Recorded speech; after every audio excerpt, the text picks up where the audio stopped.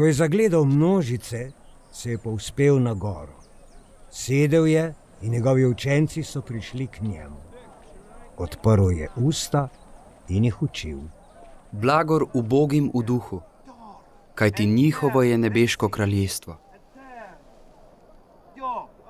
Blagor žalostnim, kajti potolaženi bodo.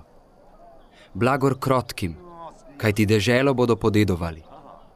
Blagor lačnim in žejnim pravičnosti, kajti nasičeni bodo.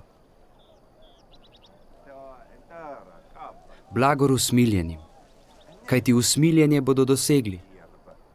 Blagor čistim v srcu, kajti Boga bodo gledali. Blagor tistim, ki delajo za mir, kajti imenovani bodo Božji sinovi. Blagor tistim, ki so zaradi pravičnosti preganjani, kajti njihovo je nebeško kraljestvo. Blagor vam, kadar vas bodo zaradi mene zasramovali, preganjali in vse hudo o vas lažnivo govorili. Veselite in radujte se, kajti vaše plačilo v nebesih je veliko. Tako so namreč preganjali že preroke, ki so bili pred vami.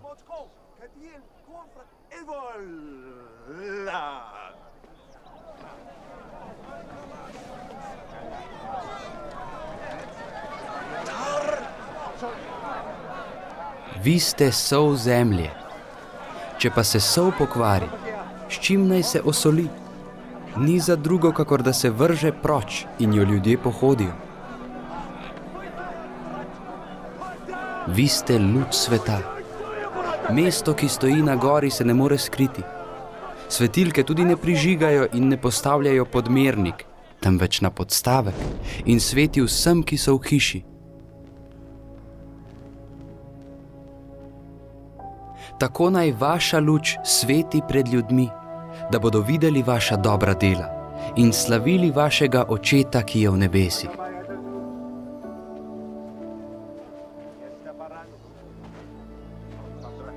Ne mislite, da sem prišel razvezati postavo ali preroke. Ne razvezati, temveč dopolniti sem jih prišel.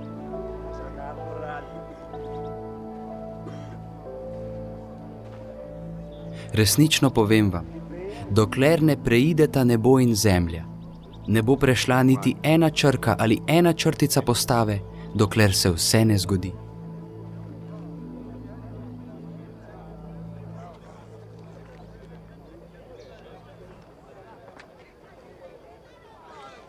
Kdor bo torej kršil eno od teh, pa čeprav najmanjših zapovedi, in bo tako ljudi učil, bo najmanjši v nebeškem kraljestvu.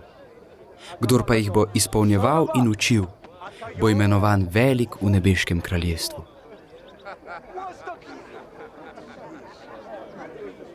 Kaj ti povem vam, če vaša pravičnost ne bo večja, kakor pravičnost pismoukov in farizejev, nikakor ne pridete v nebeško kraljestvo. Slišali ste, da je bilo starim rečeno, ne ubijaj. Kdor pa ubije, bo kriv pred sodbo. Jaz pa vam pravim, vsak, kdor se jezi na svojega brata, bo kriv pred sodbo. Kdor pa reče bratu raka, bo kriv pred velikim zborom, in kdor mu reče norec, bo kriv in obsojen na peklensko dolino ognja.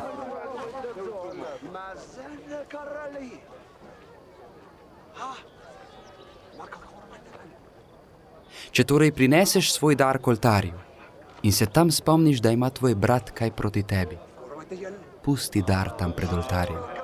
Pojdi in se najprej spravi z bratom, potem pa pridi in daruj svoj dar.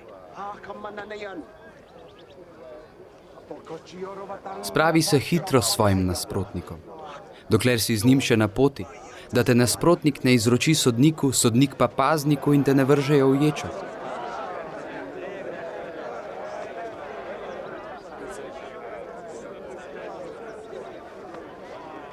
Resnično povem ti, ne prideš od tam, dokler ne plačaš vse do zadnjega novčiča.